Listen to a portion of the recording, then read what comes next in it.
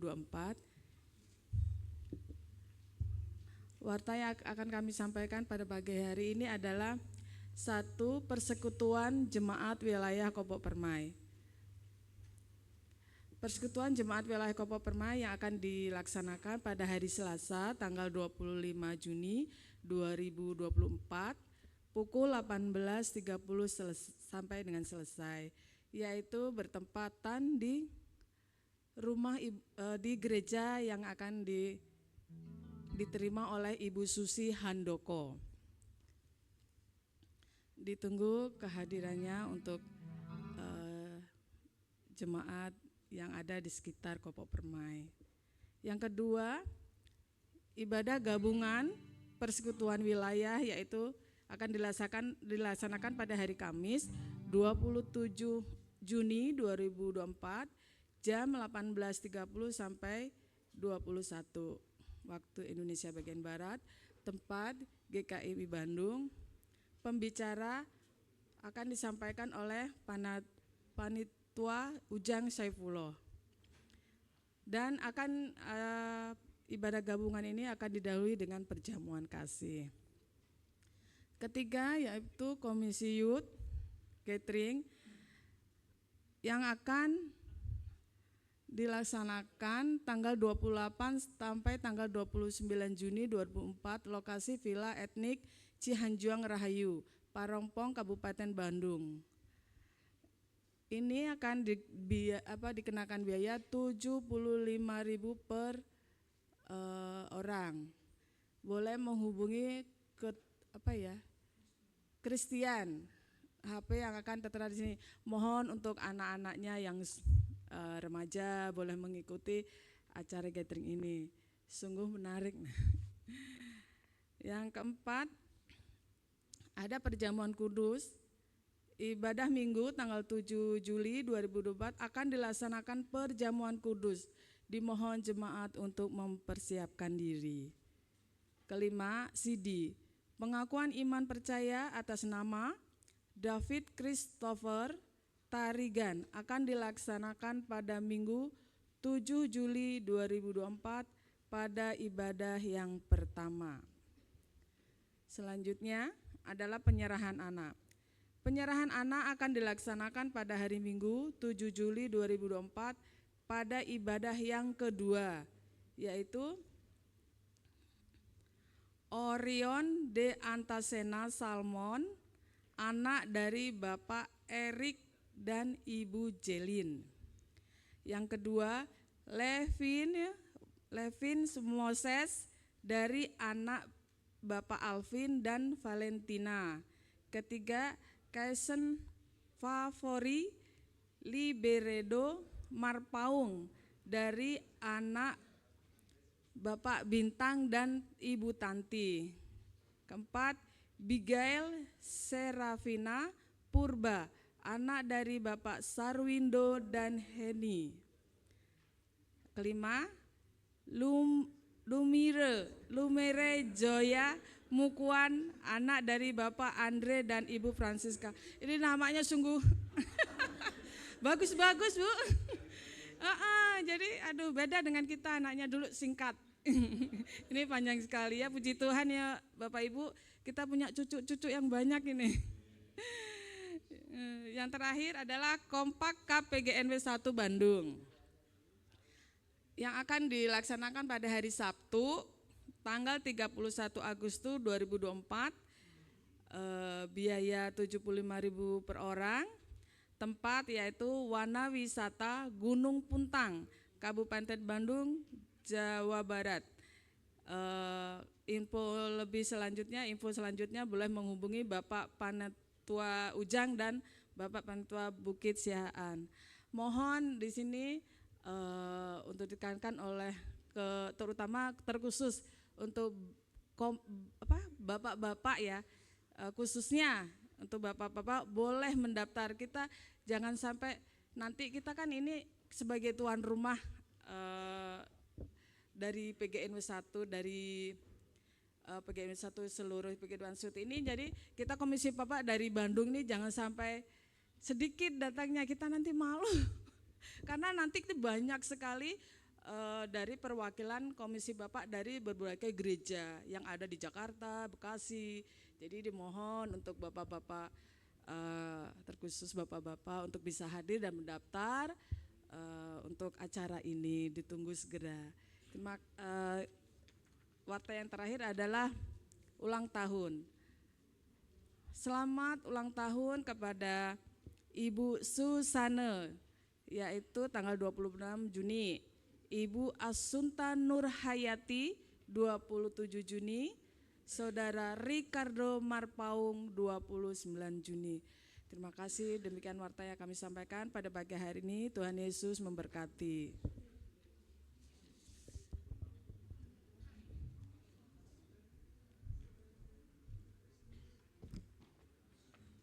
Cik. Selamat pagi Bapak Ibu terkasih dalam Kristus. Kita bersyukur hari ini kita boleh hadir kembali di rumah Tuhan. Mari kita siapkan hati dan pikiran kita. Kita mau nyatakan rasa syukur kita ke hadapan Tuhan. Karena penyertaannya, karena perkenanannya selama seminggu penuh ini. Kita boleh hadir lagi hari ini menaikkan rasa syukur kita. Mari Bapak Ibu dengan penuh kesungguhan hati kita naikkan satu pujian. Kita mau nyatakan bahwa anugerah yang kita miliki, anugerah yang terbesar hanya dari Tuhan.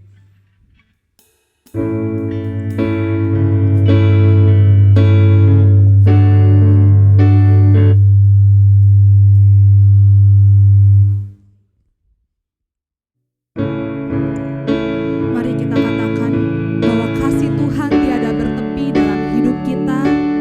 Perkenanannya selalu hadir di dalam setiap hari-hari kita.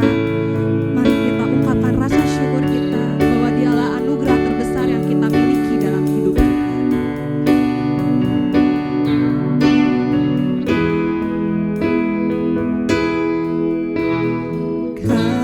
Kasih-Mu tiada bertepi, hati-Mu tak terselami. Hati-Mu tak terselami. Betapa baiknya Engkau Tuhan, betapa baiknya Engkau. Ku bersyukur padamu, perkenanan-Mu ya Tuhan, perkenanan-Mu ya Tuhan, nyata di dalam hidupku. Sungguh Kau yang termulia, jiwaku pun menyembah. Kita angkat hati, katakan tinggikan nama-Mu Tuhan. Ku angkat hatiku, tinggikan nama-Mu.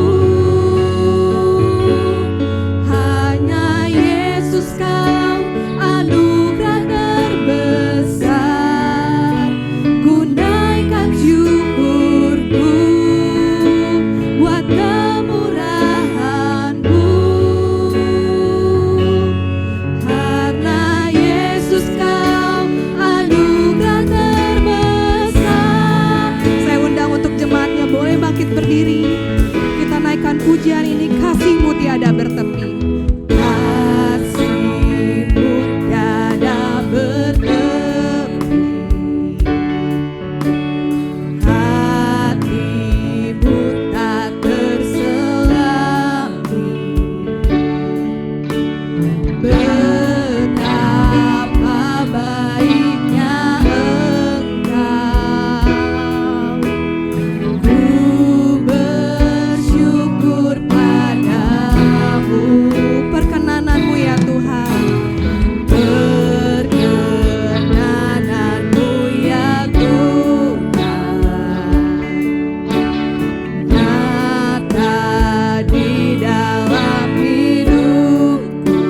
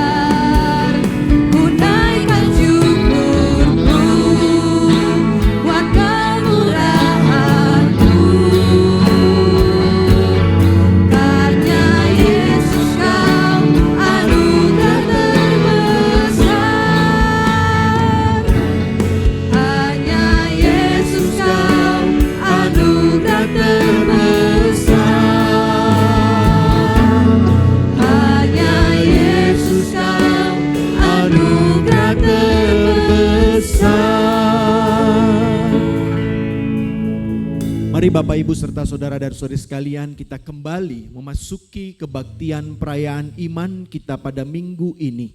Karena itu biarlah kita memulainya dengan satu pengakuan bahwa sumber pertolongan kita adalah di dalam nama Tuhan, Sang Pencipta langit, bumi dan segala isinya, yang di dalam kasih dan kesetiaannya tidak pernah meninggalkan buah perbuatan tangannya. Turunlah atas kamu sekalian anugerah dan damai sejahtera di dalam nama Allah Bapa, Putra dan Roh Kudus. Amin. Mulia bagi Bapa, bagi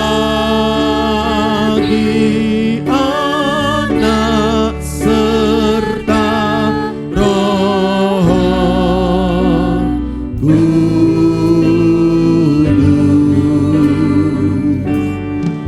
dari permulaannya, sekarang dan akan jadi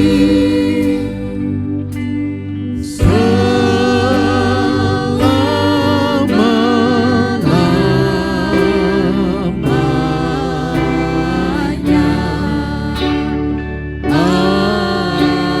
Amin. Di dalam Ibrani 13 ayat 16 firman Tuhan berkata demikian.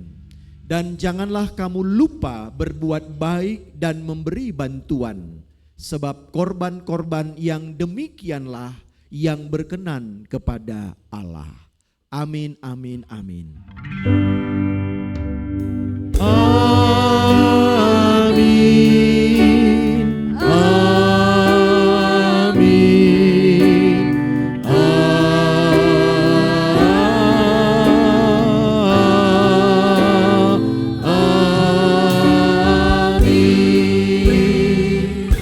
Silakan duduk Bapak Ibu serta saudara dan saudari sekalian. Saya menyambut kita semua yang hadir pada saat ini. Selamat pagi. Selamat pagi sekali lagi. Ya, kiranya sukacita Tuhan selalu melingkupi, menyertai dan bahkan terus memberikan kita kekuatan dan pengharapan di dalam segala kehidupan kita.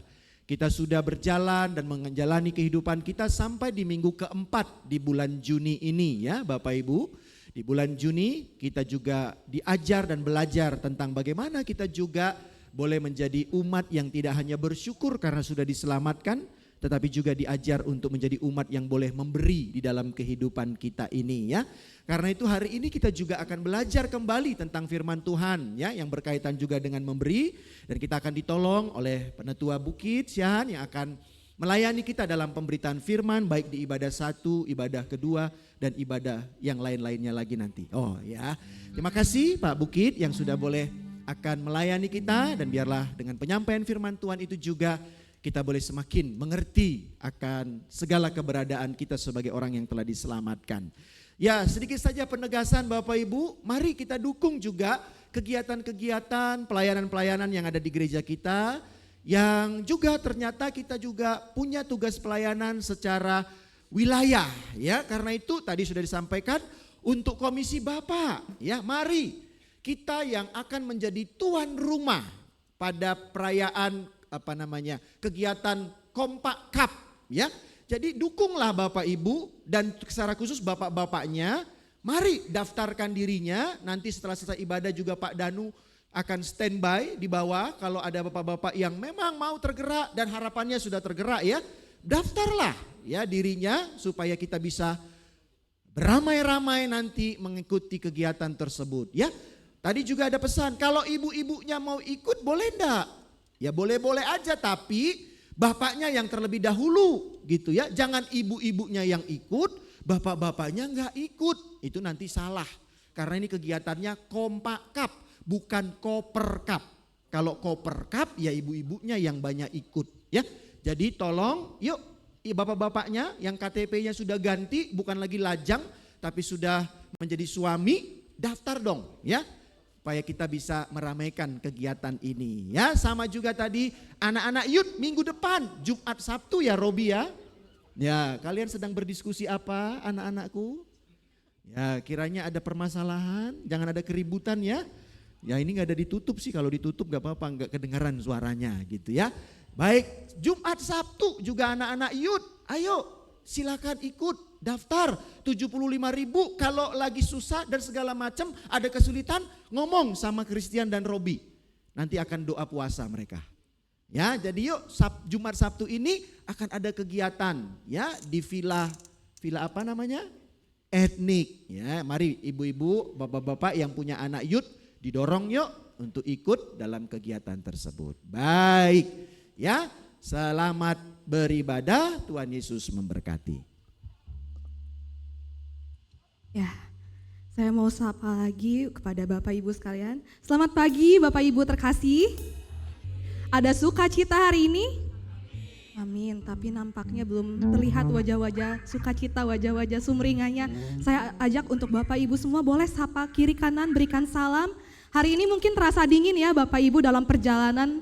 Tapi kita mau berikan salam dengan senyum supaya suasana di tengah kita boleh terasa hangat. Ya.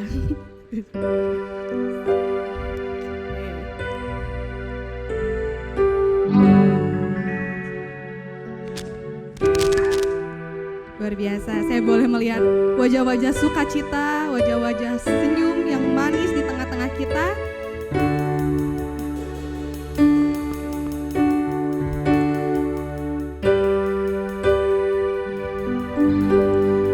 Bapak Ibu, saudara sekalian, Tuhan Yesus itu baik tidak ya Bapak Ibu? Baik. Baik tidak sebelah sini? Baik, luar biasa. Setiap hari kita boleh melihat dan merasakan kasih-Nya di tengah-tengah kita. Kita boleh ada hari ini semua karena kebaikannya. Saya mau ajak Bapak Ibu sekalian untuk kita menaikkan pujian. Ini pujiannya pasti Bapak Ibu tahu semuanya. Kita mulai dari refnya bersama-sama. Kita mau katakan dan serukan bahwa sebab Tuhan Yesus baik, sebab Tuhan baik. Bersama-sama kita nyanyikan sebab Tuhan baik. Sebab Tuhan baik. Haleluya. Sebab Tuhan baik. Sebab Tuhan baik. Anugerahnya kekal selamanya. Dengan sukacita katakan sebab Tuhan baik. Sebab Tuhan baik.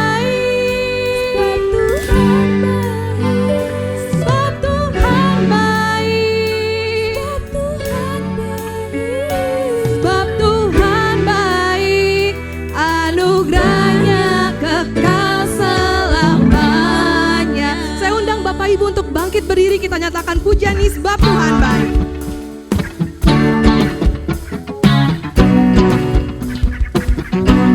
Mari kita masuk ke hadirat-Nya, kita nyatakan pujian kita. Mari kita bertepuk tangan dan bersukacita sebab Tuhan baik. Masuk gerbang-Nya bersyukur dengan penuh pujian, bersuka di hadirat.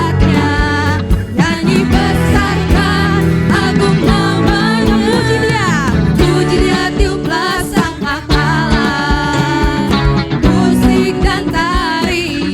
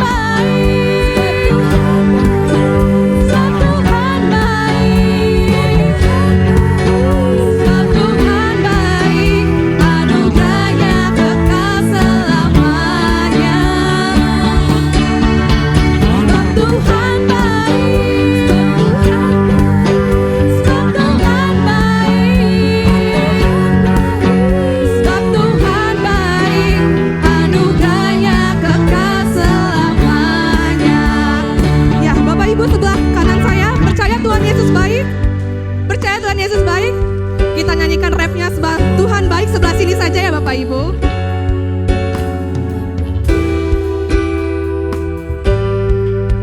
Sebab Tuhan, mana suaranya Bapak Ibu? Amin. Sebab Tuhan anugerahnya kekal selamanya. Sebelah kiri saya nyatakan sebab Tuhan baik.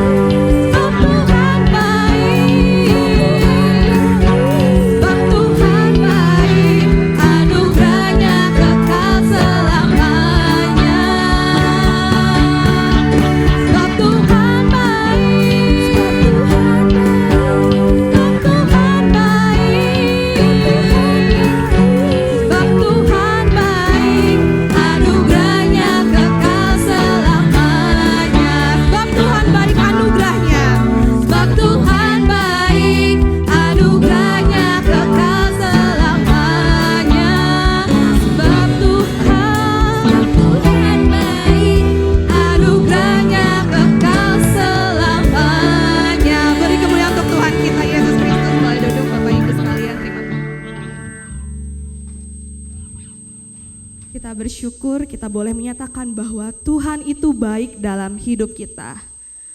Namun kita tidak boleh berdiam diri merasakan kebaikan itu hanya untuk diri kita pribadi. Pada hari ini, khususnya pada bulan ini, tema kita adalah memberi. Kita mempersiapkan diri kita untuk mendengarkan firman Tuhan. Kita mau memberi apa yang ada dalam diri kita. Mungkin saat ini kita belum bisa memberikan materi kita ataupun waktu kita, tapi satu hal yang Bapak Ibu dan Saudara bisa berikan, kita mau memberikan hati kita, memberikan tubuh kita untuk melayani Tuhan, untuk menyenangkan Dia. Mari Bapak Ibu sekalian, kita persiapkan diri untuk mendengarkan firman-Nya yang akan disampaikan oleh Penatua Pak Bukit. Kita mau nyatakan satu pujian, biarlah ini menjadi pujian kerinduan kita, untuk kita boleh memberikan hati kita, memberikan jiwa kita semuanya hanya untuk Tuhan.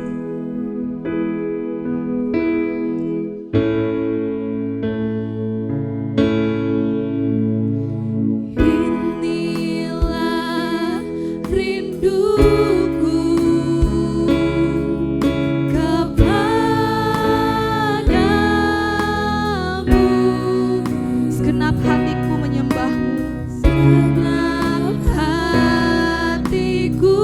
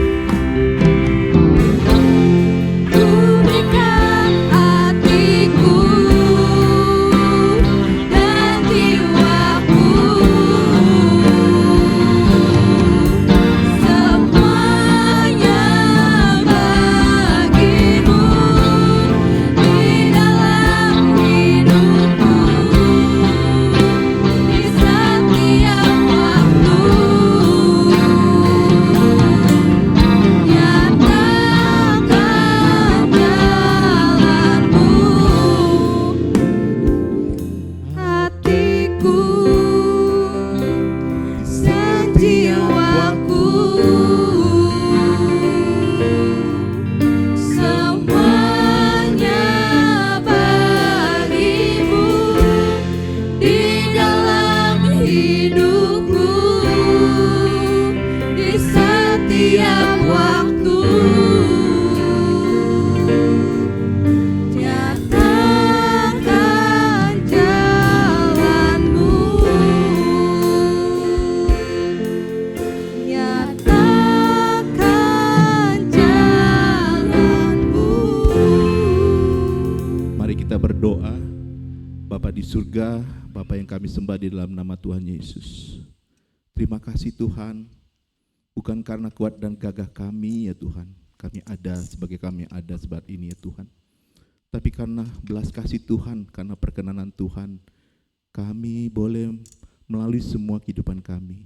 Kami boleh berdiri saat ini Tuhan. Kami boleh ada sebagaimana kami ada saat ini Tuhan Yesus. Tuhan Yesus, tiba saatnya kami akan belajar akan firman-Mu. Tuhan yang ajarin kami ya Bapa, berikan kami kerendahan hati, ajarin kami ya Tuhan, berkati kami setiap umat-Mu ya Bapa.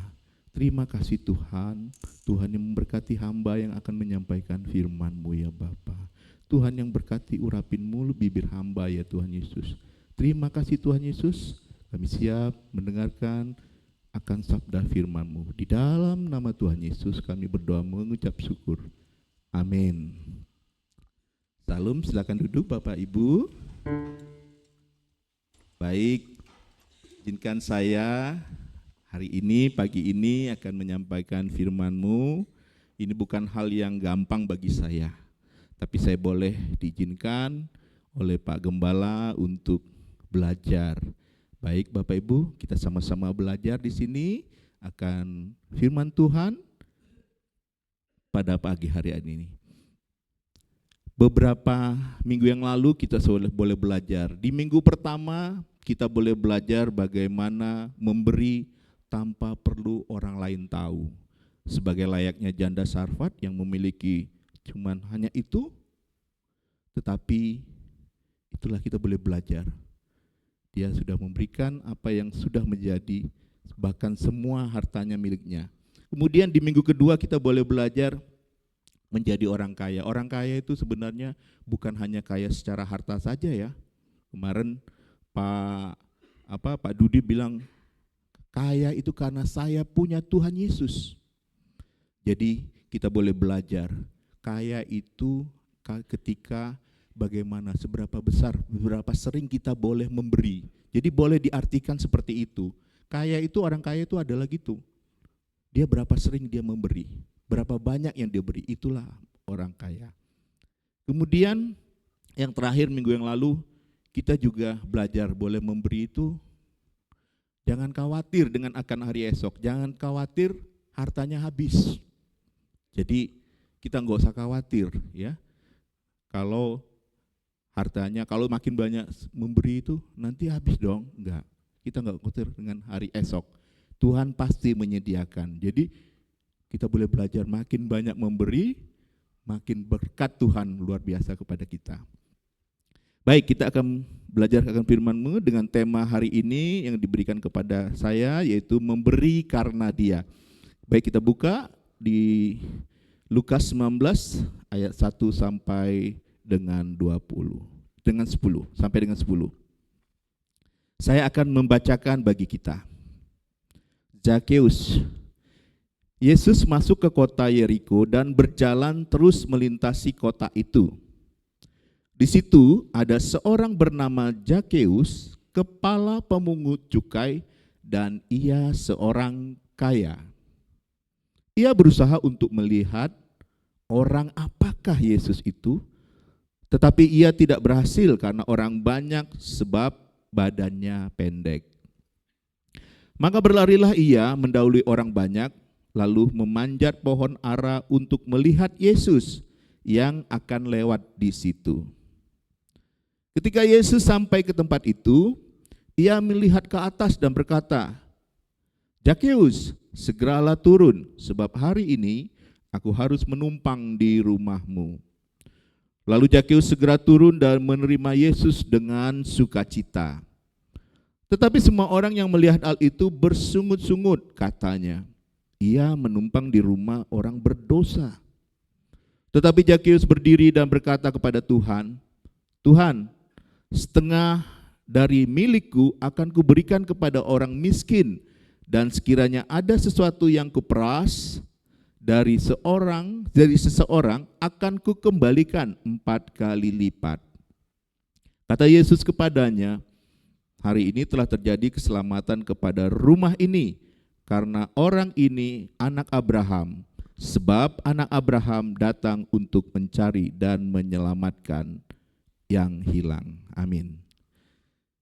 Bapak Ibu, pasti hampir semua orang ingin menjadi orang kaya. Hampir semua. Saya nggak tahu kalau ada orang yang nggak ingin jadi orang kaya. Ya, kebutuhan kita banyak sekali. Kebutuhan sandang, pangan, kemudian ditambah lagi lifestyle kita. Pasti kita ingin menjadi orang kaya. Pertanyaannya, apakah semua orang kaya hidupnya pasti menyenangkan? Pasti bahagia? Apakah dengan bertambahnya harta, bertambah pula kebahagiaannya?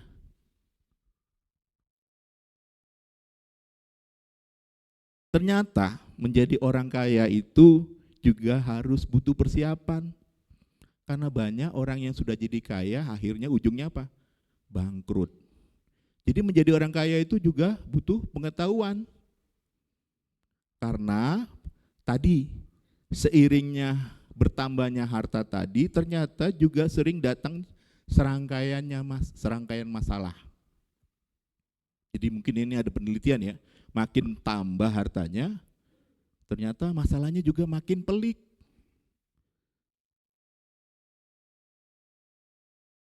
Saya mengutip ada 8 masalah pada orang kaya. The next ya. Ya, saya lewatin dulu ini. Ya, ini. Yang pertama, masalah yang ada pada orang kaya nih. 1. Menjadi lebih cemas dan manja. Coba dibayangkan, kok menjadi lebih cemas dan manja ya? Cemas. Makin banyak yang kita genggam, harta, barang, makin besar orang itu menjadi cemas. Karena apa? Takut hilang, takut rusak, takut dicuri, takut dirampok. Padahal tidak ada yang abadi di dunia ini. Semakin banyak Anda menggenggam, semakin banyak juga siap-siap akan melepaskannya. Jadi kalau harta kita makin banyak, nanti mungkin ya di akhir hidup kita juga kita harus siap melepaskannya. Karena hartanya nggak bisa kita bawa-bawa ya.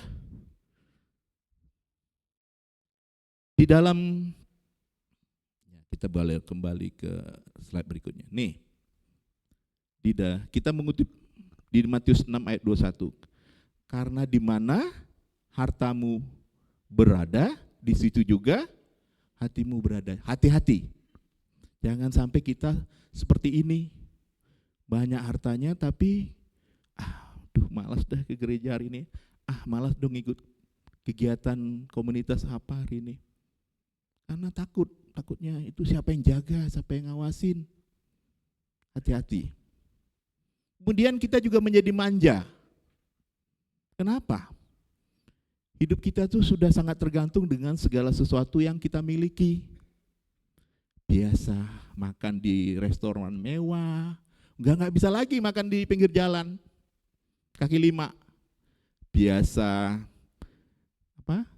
naik mobil yang AC-nya dingin, sejuk, empuk. Nanti kalau mau naik mobil gereja, saya nggak tahu, mobil gereja masih enak ya Pak ya? Masih. Nggak bisa lagi tuh naik angkot mungkin yang kita sudah jarang nggak naik angkot. Tapi nggak bisa lagi nih, kita naik mobil-mobil yang biasa-biasa aja. Mesti yang ada AC-nya.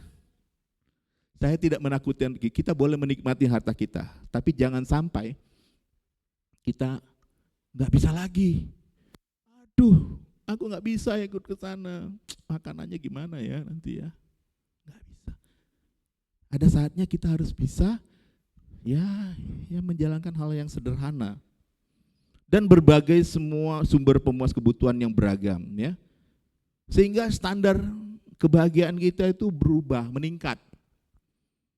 Hati-hati, Sekarang ada istilahnya menjadi hedon, kata orang. Hedon, hati-hati ya. Jadi jangan sampai kita menjadi seperti hedonik ya. Yang kehilangan selera dengan hal-hal yang sederhana. Enggak bisa lagi dengan hal-hal yang sederhana. Di dalam Matius 19 ayat 23 sampai dengan 24 saya akan bacakan. Yesus berkata kepada murid-muridnya, "Aku berkata kepadamu, sesungguhnya sukar sekali bagi seorang kaya untuk masuk ke dalam kerajaan sorga. Sekali lagi aku berkata kepadamu, lebih mudah seekor unta masuk melalui lubang jarum daripada seorang kaya masuk ke dalam kerajaan sorga." Kerajaan Allah. Yang kedua, sulit mempercayai orang lain. Tulisannya kecil sekali ya. Ini PPT-nya, makasih kakak yang sudah buat PPT-nya, tapi kayaknya kurang besar ya. Udah besar ya, kelihatan ya. Baik, sulit mempercayai orang lain. Ada aja perasaan curiga yang berlebihan. Ini hati-hati. Kita tuh susah sekali percaya dengan orang lain, berlebihan. Ini orang ini dekat-dekat memang sungguh-sungguh gak sih? Karena senang sama aku atau karena ada udang di balik batu, ada maunya. Hati-hati, bawaannya curiga gitu ya. Tapi curiga itu boleh ya Bapak Ibu ya. Kita itu melihat sesuatu itu boleh saja, tetapi gak boleh berlebihan. Karena apa? Khawatir kalau kita berlebihan kita salah sangka nantinya. Ini jangan-jangan maunya karena uang kita nih. Padahal sikap curiga yang berlebihan itu kita bisa menyebabkan kekeliruan dalam menilai dan mempercayai atau prasangka jelek kepada orang lain. Hati-hati. Jadi kita bisa saja mencuriga tapi tidak boleh berlebihan. Yang ketiga berikutnya. Saya tidak akan bacakan semuanya, kan 8 ini panjang ya. Kehilangan banyak privasi. Wah, ini ibarat seperti ikan di dalam akuarium. Orang kaya itu pasti dilihat-lihat ya. Dia ngapain aja hari ini? Sama seperti artis kaya itu ya. Dipantau terus. Sehingga orang kaya itu enggak nyaman. Dulu zamannya zaman Soeharto dulu saya punya saudara paparazi. Tapi ternyata ya menghasilkan juga.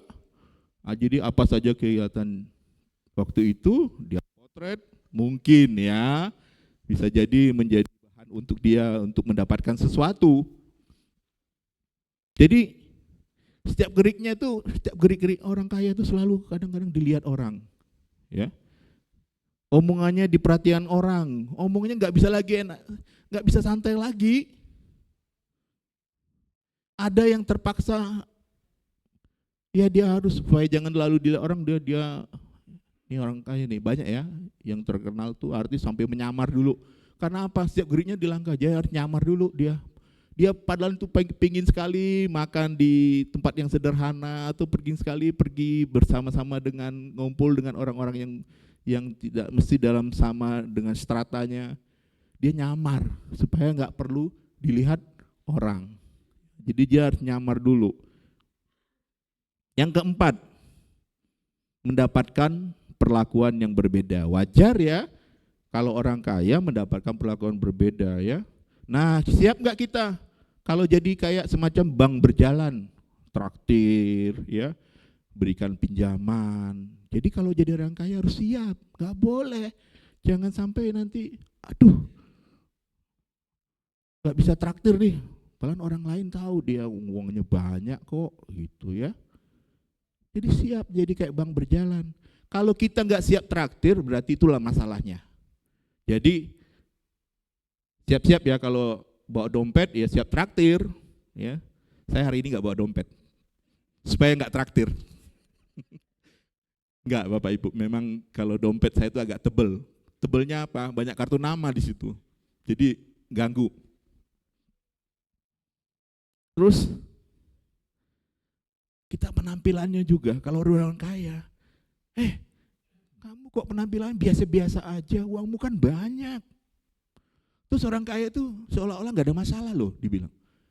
Kamu tuh ngeluh-ngeluh, uangmu banyak. Enggak, padahal dia butuh dong, gue ada masalah nih. Kamu tuh gak perlu ngeluh, uangmu banyak, kaya, kamu udah kaya. Enggak ya Bapak Ibu, bukan orang kaya itu gak punya masalah ya, jadi boleh juga harus mengeluh. Teman-temannya gak bilang, kamu jangan ngeluh lah, gak boleh ngeluh. Ya. Nah, yang terakhir ini, yang tiga terakhir saya akan nggak jelaskan, saya akan bacakan aja. Ini yang penting nih. Sudah sampai 4 ya tadi ya. Oke, nah yang kelima, berpotensi menjadi orang tua yang buruk. Nah ini bapak-bapak muda, kalau sudah punya hartanya, mungkin sudah punya mobil kah atau apakah, berpotensi menjadi orang tua yang buruk.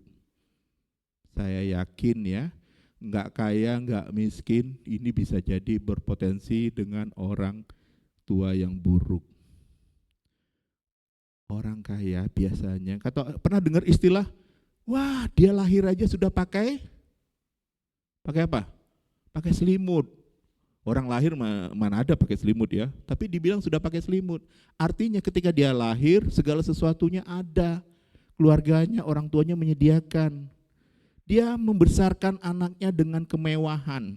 Boleh bikin anak manja, tapi hati-hati.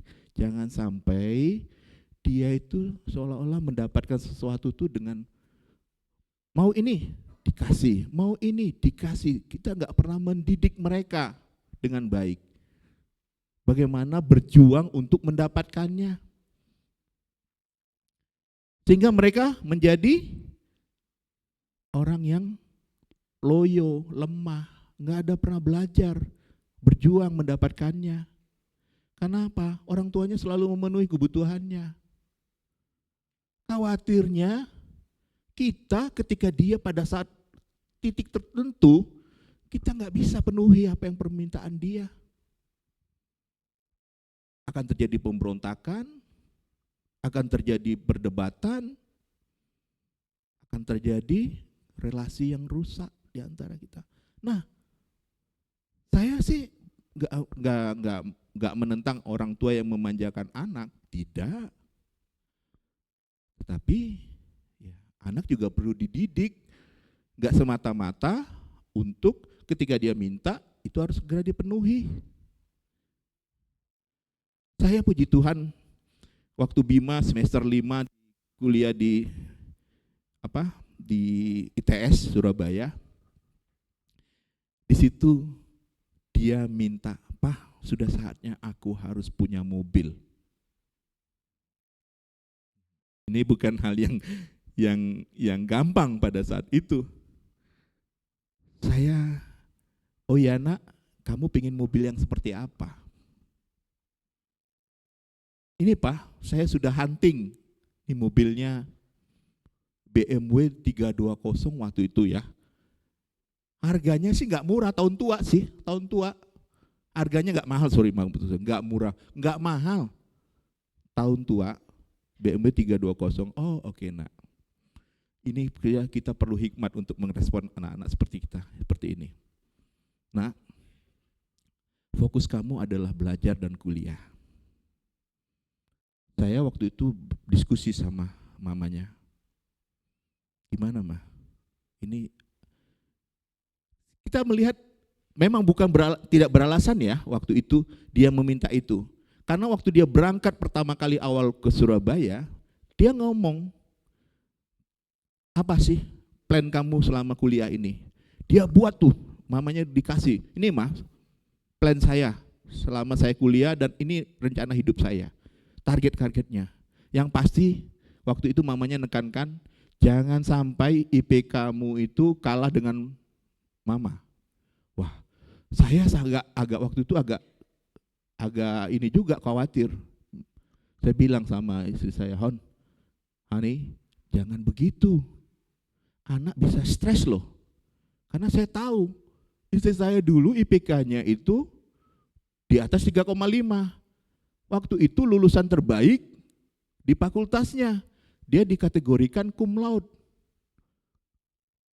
Saya agak khawatir karena anak-anak kalau ditekan begitu, saya khawatir dia bukannya belajar, dia makin stres. Jadi di awal semester itu saya mulai agak kendor. Jadi ngegas mamanya, sayanya yang agak kendor. Bang, yang penting usahakan nak ya, Papa lihat sih saat ini untuk penerimaan karyawan kalau kita bekerja, IPK-nya itu sekitar 3-an lah nak, 3,25 deh. Kalau mau ikut program-program MDP, PDP gitu ya, trainer, MT gitu loh. Jadi saya, mamanya enggak, sayanya kendor. Saya agak kendor sedikit supaya dia jangan terlalu depresi ya, tertekan gitu untuk target-targetnya. Oke. Ternyata IPK-nya puji Tuhan di atas 3 dan mendekatin mamanya, IPK mamanya.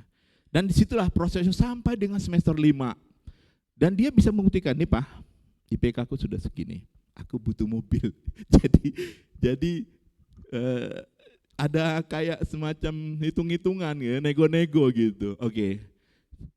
Tapi saya lihat, ini BMW tahun tua, BMW sih tahun tua. Nanti fokusnya berubah, ngurusin mobil aja, dandanin, ini semua. Saya bilang, deh, oke nak, saya ngomong sama mamanya, gimana mobilmu tak pinjamin ya, kasih anakmu. Tapi puji Tuhan ya, saya tidak waktu itu, saya bilang, nak, saya nggak ngomong kalau dia akan tersita waktunya untuk ngurusin BMW aja, tetapi saya bilang, nak, ini mamamu, saya udah ngomong, mobilnya dipakai untuk kamu aja. Supaya dia tidak lagi repot dandanin, pokoknya mobilnya masih bisa layak dipakai, dia pakai. Pak, tapi ini berlebihan. Karena memang waktu yang kendaraan yang kita berikan itu, menurut standarnya mungkin teman-temannya di situ, ini berlebihan Pak, enggak nak. Tujuan saya tujuan apa? Supaya dia jangan sibuk ngurusin dandanin aja. Fokusnya hanya kuliah saja. Dan puji Tuhan ya, akhirnya kita berikan mobilnya itu, dan bisa selesai dengan tepat waktu, dia 4 semester, dan waktu itu COVID, dia boleh diterima kerja ya, waktu itu di BCA. Itu pengalaman saya pribadi dalam mendidik anak. Ya, gampang-gampang susah mendidik anak, sampai sekarang nggak selesai. Hari ini fasenya ada lagi hal-hal yang baru, mengenai pasangan hidup dia. Jadi, nggak selesai, belum selesai. Jadi tugas sebagai orang tua itu belum selesai. Baik, yang ke-6 saya akan bacakan saja. 6 itu ada memiliki banyak haters. Orang kaya itu enggak semuanya senang ya. Karena manusia itu punya sikap iri, dengki, apalagi dia tahu, wah kamu kan dapatnya begini, dapatkannya begini. Banyak sekali nih haters nih. Ya. Zakheus tadi gimana? Dia dicap sebagai apa? Seorang pendosa. Ya, kemudian apa? Berikutnya mengalami kebosanan, ya. Kemudian mengalami juga kehampaan. Orang kaya itu juga kadang-kadang sudah nggak ada kerjaan lagi. Ngapain lagi hari ini ya? Siapa lagi yang kita makan hari ini? Waduh, hati-hati tuh. Orang Medan suka begitu tuh. Siapa yang kita makan hari ini? Karena sudah saking kayanya, dia bebas menggunakan hartanya untuk mengeksploitasi terus. Baik, kita kembali kepada tema kita hari ini. Zakheus. Siapa Zakheus? Yang pasti disebutkan di situ secara singkat, dia adalah kepala pemungut cukai. Kemudian dia juga kaya. Nah, Bapak Ibu, kalau kita di situ di Alkitab memang tidak dijelaskan kira-kira nih kepala pemungut cukai, dan tadi ada statement ada satu firman mengatakan bahwa dia, Yesus ngapain sih mampir ke rumah orang berdosa, kira-kira nih kepala pemungut cukai pada saat itu. Artinya apa? Dia adalah ya zaman itu di Yeriko itu adalah salah satu pendudukan bangsa Romawi. Jadi penjajah di situ ya, ada bangsa Romawi pada situ, dan harus semua rakyatnya kena pajak. Kira-kira orang banyak nggak sini sudah dijajah, terus dia diutus oleh oleh kaisar untuk mengutin pajak. Senang nggak orang ngambil pajak, diambil pajaknya? Sudah hidupnya susah, sudah menanam atau mengerjakan sesuatunya dengan susah payah, kemudian dipajakin. Sehingga dia apa tadi? Mendapat stempel orang berdosa. Dia itu kalau kira-kira orang pemungut pajak ngambilin dana ya, mungutin pajak itu, dia sendiri datang enggak? Pasti dia pakai pengawal. Bila perlu ada tukang pukul. Kamu kalau enggak bawa hari ini, kalau enggak serahkan hari ini, kamu akan disita barangmu. Jadi begitulah sampai pada saat itu ketika Tuhan Yesus menyampaikan dia mau tinggal di rumahnya, ini ngapain sih Zakius? Ya, dia seorang yang berdosa. Tetapi lihat, disinilah poinnya Tuhan Yesus, perjumpaan pribadi Zakius dengan Tuhan Yesus. Ya, dia mungkin pada saat itu dia menjadi salah satu orang kaya yang sudah nggak tahu lagi mau ngapain. Mungkin pada saat itu dia bilang, waduh ngapain sih orang-orang ramai di sini? Udah nggak ada kerjaan lagi dia. Sehingga dia mau berusaha untuk melihat, tapi karena badannya pendek, dia tidak berhasil. Dia penasaran, orang apakah? Alkitab mencatat loh ditanya. Dia belum kenal sama sekali dengan Tuhan Yesus. Sampai ada perkataan di situ, orang apakah Yesus ini? Yesus itu dengan kasar kali, bahasa kasar mungkin yang lain. Ini makhluk apa sih Yesus ini sampai orang rame-rame di situ? Ini makhluk apa sih? Tapi lihat, di tengah-tengah kehampaannya dia, di tengah-tengah mungkin dia sudah merasa tidak apa-apa lagi, dia berusaha untuk mengetahui siapa Yesus. Tuhan melihat hati Zakius. Zakius yang mendahului orang banyak itu, kerumunan itu, bahkan dia sampai tadi yang di slide yang pertama, naik ke atas pohon supaya bisa melihat Yesus. Yesus itu makhluk seperti apa sih? Tuhan tangkap Zakius di situ. Zakius, sang pemungut cukai itu, Tuhan katakan, aku mau menginap di rumahmu. Zakiusnya bagaimana sikapnya? Dia sukacita. Dia nggak nyangka kalau Tuhan Yesus mau tinggal di rumahnya. Saya yakin ketika tinggal di rumah, dia persiapkan semua jamuannya. Dia tunjukkan sukacitanya kepada Tuhan Yesus. Inilah jalan spiritualnya Zakius. Ya Bapak Ibu, saya yakin setiap kita sudah pernah mengalami perjumpaan pribadi dengan Tuhan Yesus. Dengan kondisi mungkin sama seperti Zakius, ada usaha, kita dalam kebosanan, di saat kita mungkin ada masalah, di saat kita mungkin, saya yakin ya, kalau setiap kita ada beberapa adalah sudah jadi Kristen sejak lahir. Tetapi Pak Gembala pernah ngomong, pernah alami enggak jalan spiritual kita dengan Tuhan Yesus? Tentunya jalan spiritual kita tentu bisa jadi berbeda-beda. Zakius hari ini jalan spiritualnya adalah itu.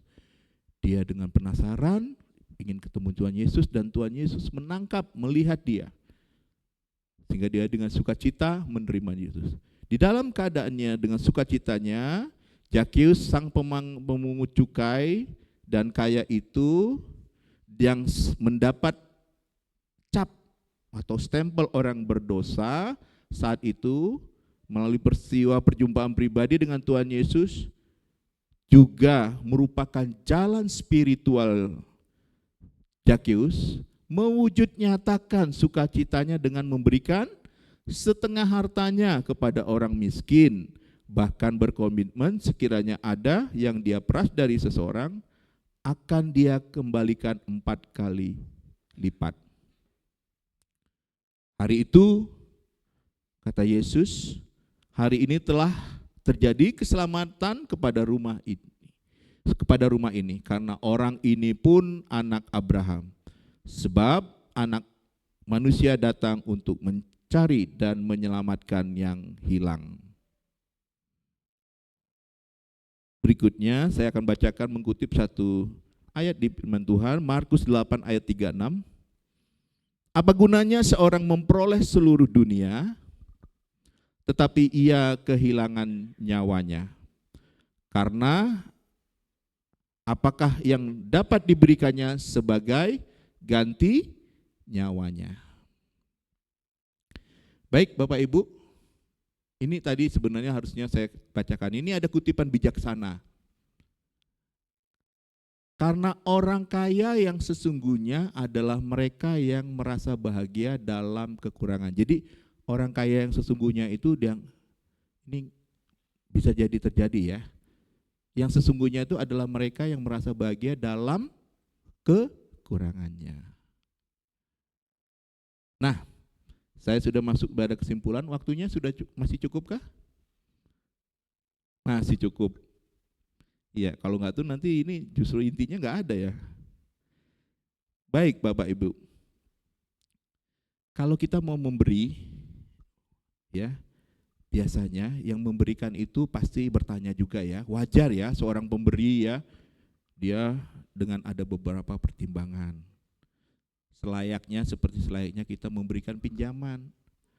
Nanti kapan bisa dikembalikan, dipergunakan untuk apa jaminannya, dan juga nanti take and give-nya apa, balasannya apa. Jadi wajar ya kalau kita dalam memberi itu memberikan seperti itu. Begitu juga kita memberi itu ada ya. Kita juga pingin ya banyak orang itu supaya ya ingin dikenal lah, agar mendapat pujian lah, dan juga memiliki kebanggaan dan senang disanjung. Tapi kita boleh belajar hari ini ya. Tadi Angel juga menyebutkan bahwa orang kaya itu enggak mesti kayanya itu kaya harta ya. Tapi juga kaya kita harus memberikan hati, jiwa, tubuh kita ini untuk Tuhan. Jadi kita enggak mesti memberi itu hanya untuk dengan harta. Terlebih lagi kita harus memberikan hati dan jiwa kita.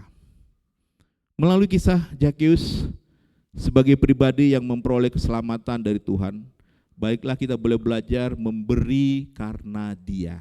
Jadi memberi itu karena Dia. Tadi Zakeus terima keselamatan, dia mengalami perjumpaan pribadi, dia bersuka cita. Tuhan, aku akan memberi setengah hartaku, dan barangkali kalau ada yang kuperas, aku akan mengembalikannya 4 kali lipat.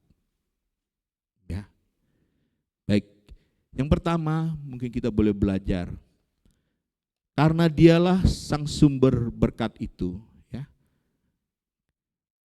seberapa dari kita ya yang tahu dan sadar bahwa bukan karena kuat dan gagah kita bisa memperoleh semuanya itu, tetapi karena Tuhan sudah terlebih dahulu membuka tingkap-tingkap langitnya dan menyediakan saluran-saluran berkat bagi kita. Jadi apa yang kita peroleh hari ini itu karena Tuhan sudah bukakan tingkap-tingkap langitnya. Karena kita sadar ya, sebenarnya berkat itu ada loh. Sudah Tuhan sediakan bagi kita. Cuman syarat dan ketentuannya kita belum ketemu dengan Tuhan. Syarat dan ketentuan itu ternyata ada. Apa benar tadi kita sudah memberikan hati kita buat Tuhan? Apa benar kita sudah memperhatikan orang-orang yang di sekitar kita?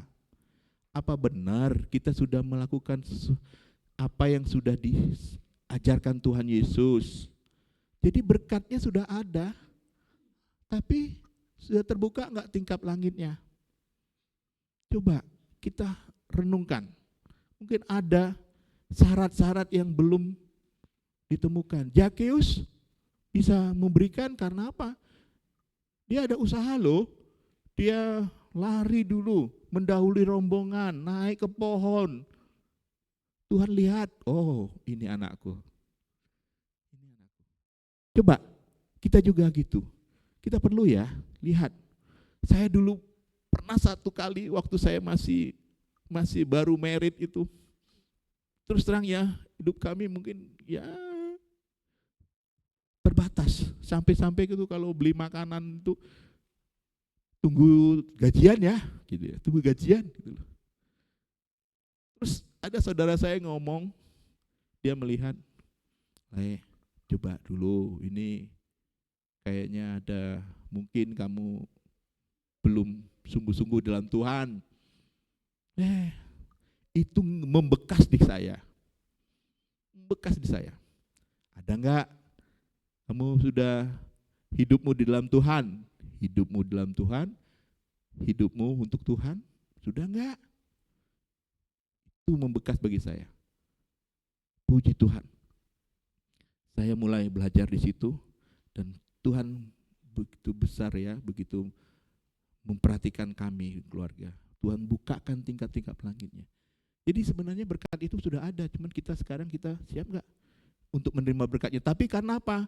Kalau kita nggak siap, tadi masalah yang tadi, yang di depan tadi yang kita ngomong tadi, jangan-jangan kita makin punya harta, kita makin hidup kita nggak benar, hidup kita nggak kudus. Jangan-jangan kita lupa saudara kita, lupa orang tua kita, lupa orang-orang sekitar kita. Jadi kita nggak siap jadi orang yang punya berkat. Yang kedua, Tuhan pakai kita untuk menjadi berkat bagi banyak orang yang dikasihi Tuhan. Sebagaimana terpenuhi janji Tuhan yang lebih dulu memberkati hidup kita, sedemikian pula sebagian berkat itu merupakan titipan darinya. Jadi bisa jadi loh, berkat itu bukan hanya untuk kita semua loh. Itu titip sama Tuhan. Karena Tuhan tahu kamu pintar mengelolanya. Kamu benar mengelolanya. Maka Tuhan titipkan berkat-berkat itu. Supaya kita bisa memberikan kepada keluarga-keluarga lain yang membutuhkannya mungkin. Juga kepada saudara-saudara kita di sekitar kita. Orang tua kita mungkin. Anak-anak kita kah mungkin. Atau gereja kita di mana kita berjemaat. Apapun itu, sehingga kita menjadi saluran berkat bagi banyak orang. Dan tadi minggu lalu kita boleh belajar tidak hitung-hitungan, tidak khawatir akan hari esok. Aduh, kalau aku salurkan berkat ini nanti aku untuk bulan depan atau tahun depan gimana ya? Jangan khawatir, karena memang kalau Tuhan bilang ini berkat ini, kita sudah dipercaya loh untuk menyalurkan berkat itu. Jadi kita harus salurkan. Tuhan berkati kita untuk kita memberkati orang lain juga. Jika saat ini kita diberikan kelebihan dan melihat orang lain sedang kekurangan, bukankah lebih baik kelebihan kamu mencukupkan kekurangan mereka, agar kelebihan mereka suatu saat bisa saja ya, orang yang kekurangan itu punya kelebihan, agar kelebihan mereka kemudian mencukupkan kekurangan kamu, supaya ada keseimbangan. Ya, jadi kalau kita berlebih saat ini, ada orang berkekurangan kita berikan. Tapi belum tentu loh orang yang kita berikan itu punya hanya kekurangan, tapi dia punya juga kelebihan. Saya nggak tahu apakah kelebihannya itu, bisa saja. Kelebihannya mungkin berupa tenaga, pikiran, sumbangsaran yang kita tidak miliki pengetahuan kita kah? Itu menjadi kelebihan mereka itu menutupi kekurangan kita lagi. Jadi ada keseimbangan di dalam itu. Seperti ada tertulis di 2 Korintus 8 ayat 14 sampai dengan 15. Orang yang mengumpulkan banyak tidak kelebihan, dan orang yang mengumpulkan sedikit tidak kekurangan. Baik, yang terakhir ini udah cepat berarti saya. Ya. 3, sebagai wujud nyata dari diri kita yang sudah memperoleh keselamatan dan perjumpaan pribadi. Ingat, Bapak Ibu, cek diri kita masing-masing, apakah sudah mengalami perjumpaan pribadi dengan Tuhan Yesus? Apakah pernah kita alami jalan spiritual kita, perjumpaan kita dengan Tuhan Yesus? Maka itu harus diwujud nyatakan. Jadi kita enggak boleh kalau kita sudah terima Tuhan Yesus, kita sudah berjumpa pribadi dengan Tuhan Yesus, kita egois ya. Kita enggak pernah berbagi dengan orang lain. Jadi kita harus wujud nyatakan. Kita harus bisa berbagi dengan orang lain. Wujud kehadiran Tuhan dalam hidup kita. Wujud kehadiran Tuhan dalam segenap aspek kehidupan kita. Jangan biarkan harta kita mengendalikan hidup kita. Menjadi egois, tidak peduli lagi dengan orang lain, bahkan mungkin keluarganya, bahkan orang tuanya, juga komunitas kita, gereja kita, ya. Kalau kita baca ya, orang Batak tuh suka nyanyi ya. Ada satu lagu itu, jangan kau perhatikan orang tuamu itu ketika dia sudah meninggal. Ketika dia masih hiduplah kita memberikan perhatian. Ya, Bu Pak Nenggolan tahu lagunya Pak? So marlapatan margondang marhembasamu molodung matea. Jadi kalau kita mau memperhatikan orang tua ketika dia masih hidup, jangan dia sudah mati kita bikin pesta yang besar, kita bangun, orang Batak tuh kan gitu tuh, bangun tugu tuh di tengah-tengah sawah. Jadi jangan heran kalau nanti landing di Silangit ya, nanti melewatin persawahan ya, tapi ada rumah bagus gitu loh, rumahnya kecil mungil. Itu ternyata apa? Kuburan. Itu ya. Tapi kita boleh belajar ya, boleh bikin penghormatan kita kepada orang tua kita, bikin kuburannya yang bagus, boleh. Tapi semasa hidupnya lah kita harus memberkatinya, memperhatikannya. Jadi itu saja firman Tuhan hari ini. Tuhan Yesus memberkati. Mari kita berdoa. Bapa di surga, hamba mengucap syukur ya Bapa. Hamba boleh belajar akan menyampaikan firman-Mu. Tuhan yang sempurnakan apa yang boleh hamba sampaikan ya Bapa. Hamba tahu ya Bapa, hamba terbatas. Tapi Roh-Mu, Roh Kudus yang akan membawa kami dalam pemahaman, pemikiran yang benar ya Tuhan Yesus. Ajari terus kami ya Bapa. Ampuni hamba apabila dalam perkataan penyampaian firman hamba kurang berkenan di hadapan-Mu ya Bapa. Ampuni hamba ya Bapa. Terima kasih Tuhan Yesus kalau hari ini Engkau berikan kesempatan bagi kami boleh belajar. Memberi karena Engkau ya Bapa, karena Dia. Terima kasih Tuhan Yesus. Hamba mengucap syukur di dalam nama Tuhan Yesus kami sudah berdoa dan mengucap syukur. Haleluya. Amin.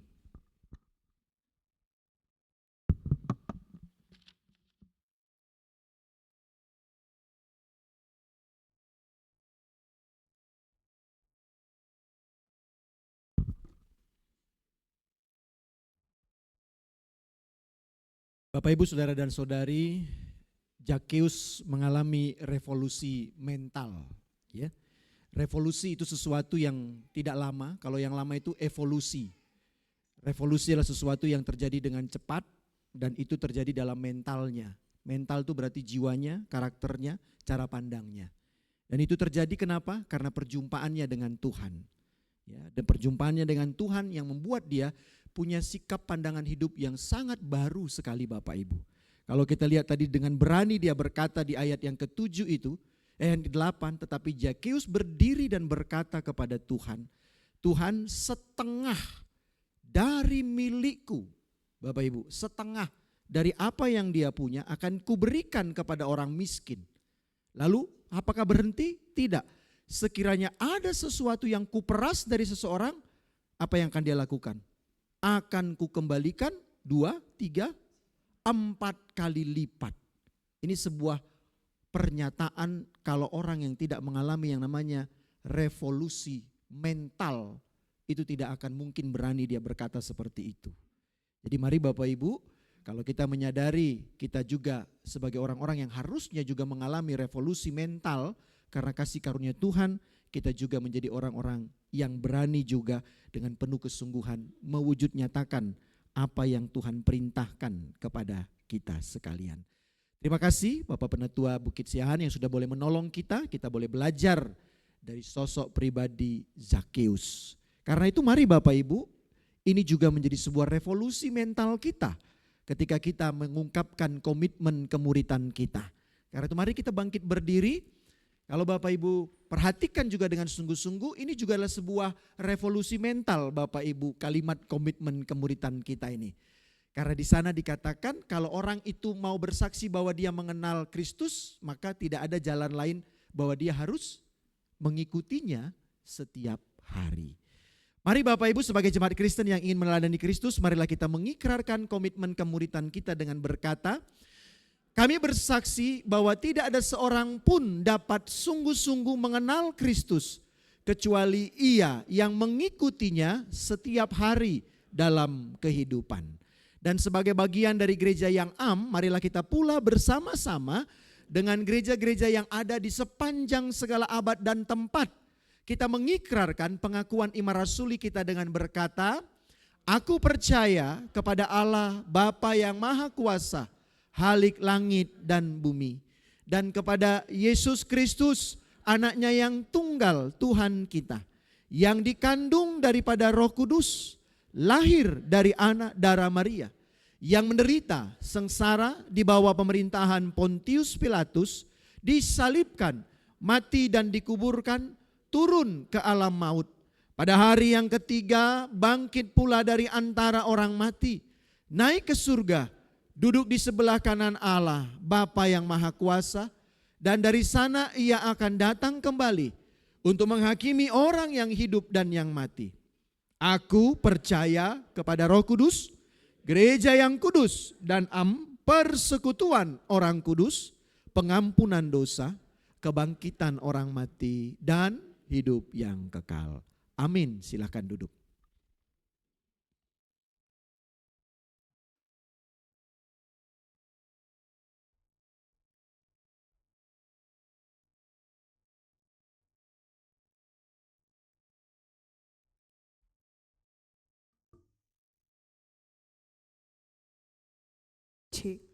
Ya, bersyukur tadi kita boleh mendengar sabda firman-Nya, biarlah kita boleh menjadi pendengar dan pelaku firman dalam kehidupan kita sehari-hari.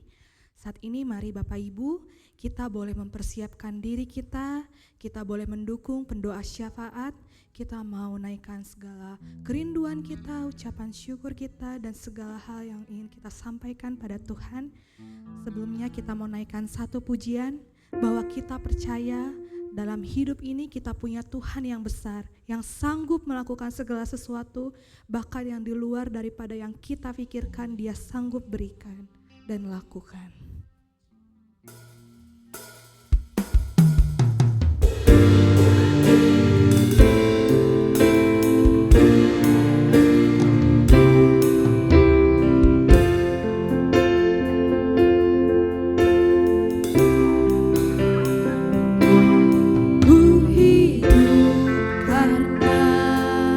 Percaya Kau yang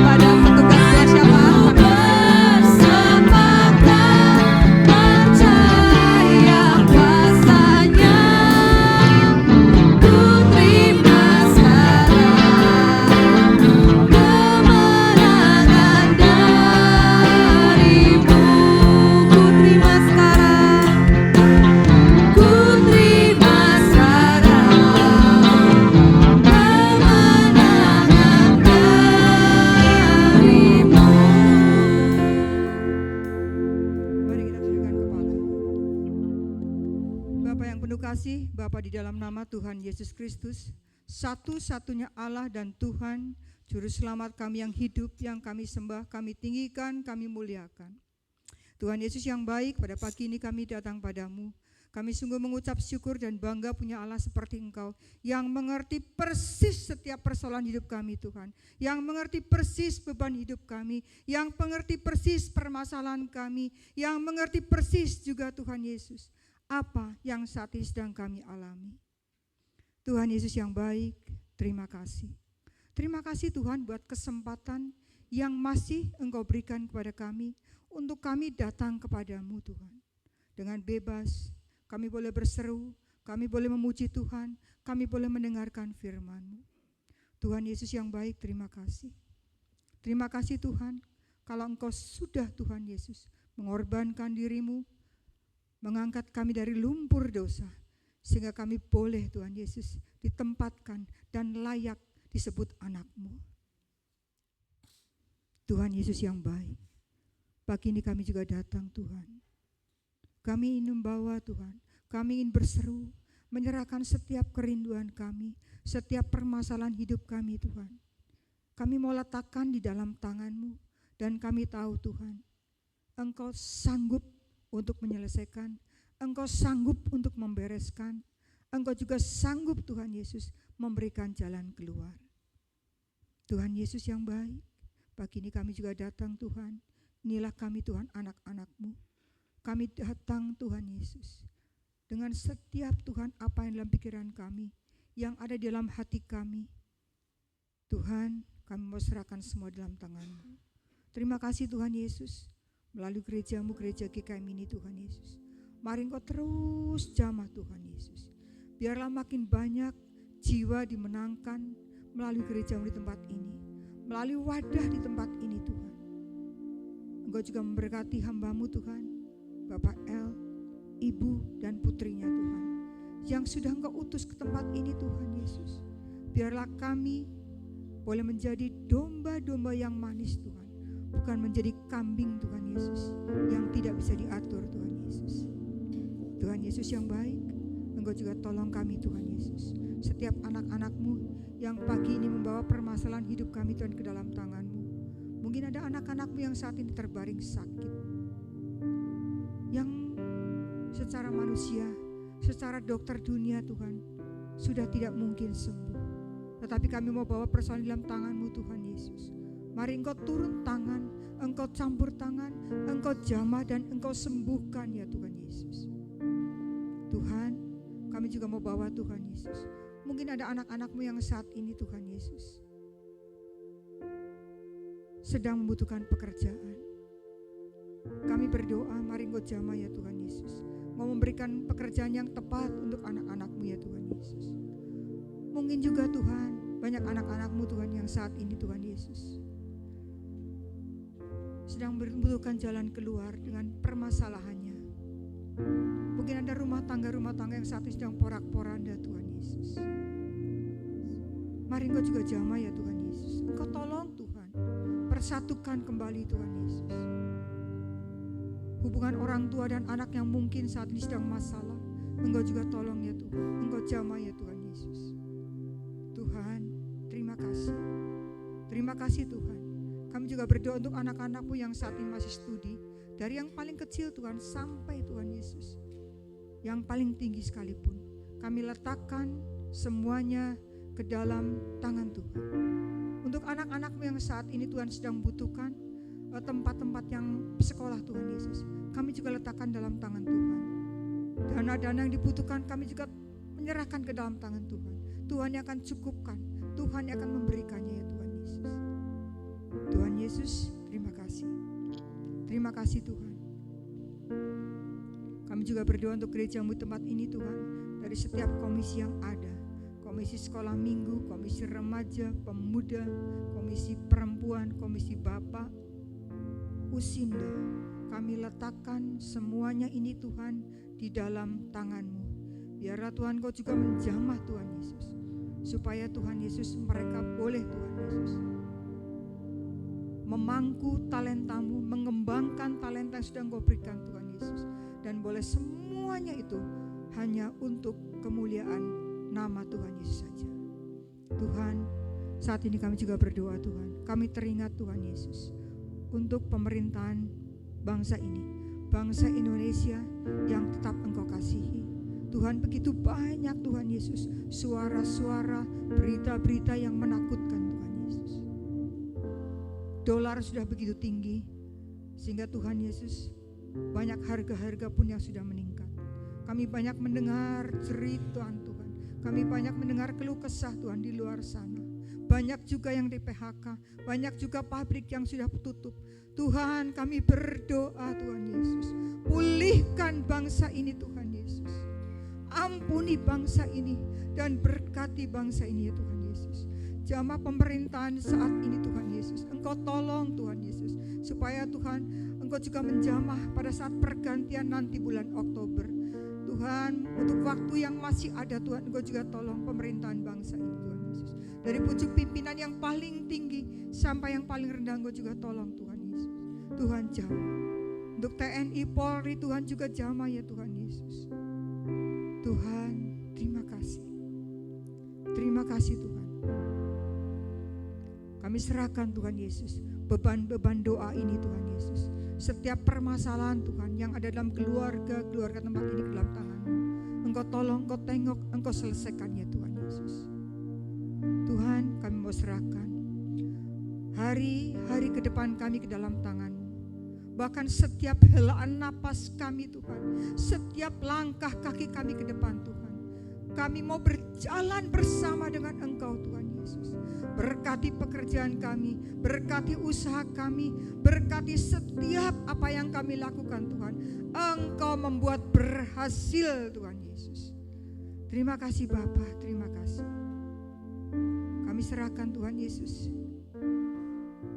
hari-hari yang akan kami lalui ke dalam tangan-Mu.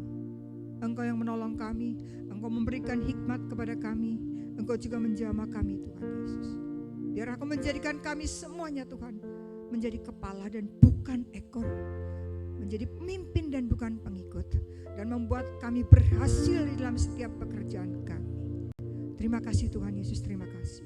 Kami alaskan semua permohonan kami, ucapan syukur kami, beban-beban ini Tuhan, hanya di dalam satu nama yang penuh kuasa, nama Tuhan Yesus Kristus yang sudah mengajar kami berdoa. Bapa kami yang di sorga, dikuduskanlah nama-Mu, datanglah kerajaan-Mu, jadilah kehendak-Mu di bumi seperti di sorga. Berikanlah kami pada hari ini makanan kami yang secukupnya, beri kami seperti kami juga mengampuni orang yang bersalah pada kami, dan janganlah membawa kami ke dalam pencobaan, tetapi lepaskanlah kami daripada yang jahat, karena Engkau-lah yang punya kerajaan, kuasa, kemuliaan sampai selama-lamanya. Amin. Saatnya kita mau mewujudkan kasih Tuhan melalui memberikan persembahan. Saya undang untuk petugas persembahan boleh mempersiapkan diri.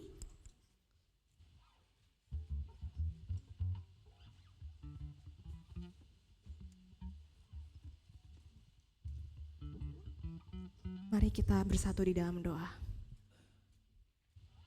Ya Bapa yang mengasihi setiap kami bersyukur ya Tuhan untuk setiap kasih, anugerah dan perkenanan-Mu atas hidup kami.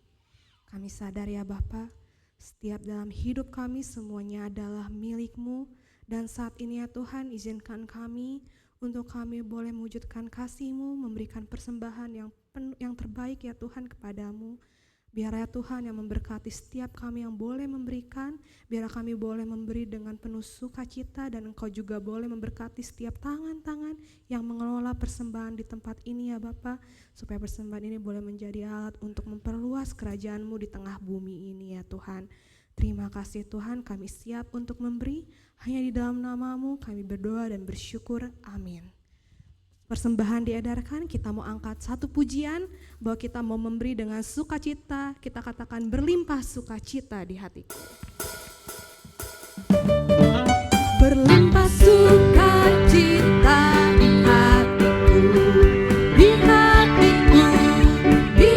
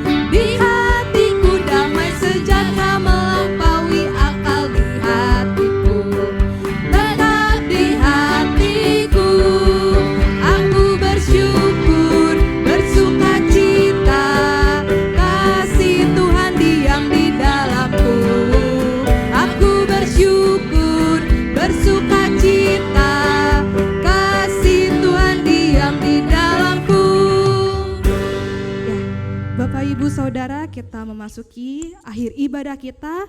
Kita mau naikkan satu pujian pamungkas kita. Ini sepertinya lagu baru buat Bapak Ibu sekalian. Jadi pujian ini saya dapatkan ketika saya retreat waktu saya masih kuliah. Judulnya adalah Hidup Bagi Kristus. Jadi ini lagu dibuat oleh salah satu staf di tempat retreat saya.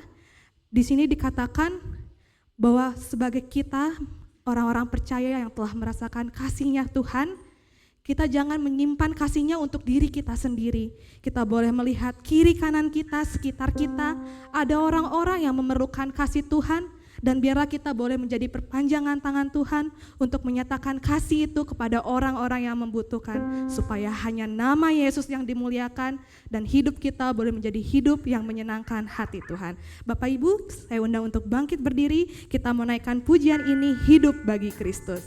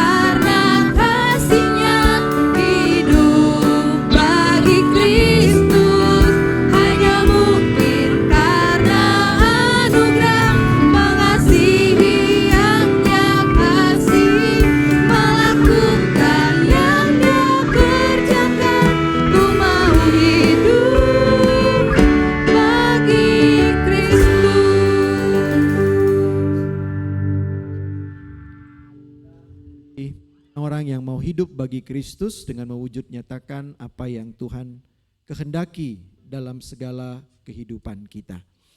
Bapak Ibu Saudara dan Saudari, sekarang arahkanlah hatimu kepada Tuhan Allah yang sungguh mengasihi engkau. Pulanglah dengan membawa damai sejahtera-Nya, karena itu tadahkanlah tanganmu dan terimalah berkat dari Tuhan. Tuhan memberkati engkau dan melindungi engkau. Tuhan menyinari engkau dengan wajah-Nya dan memberi engkau kasih karunia.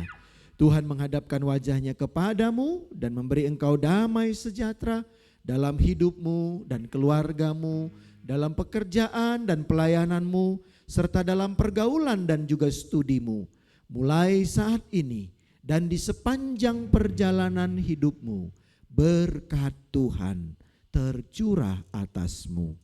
Di dalam nama Allah Bapa, Anak dan Roh Kudus. Amin. Bab Kau besar, perbuatan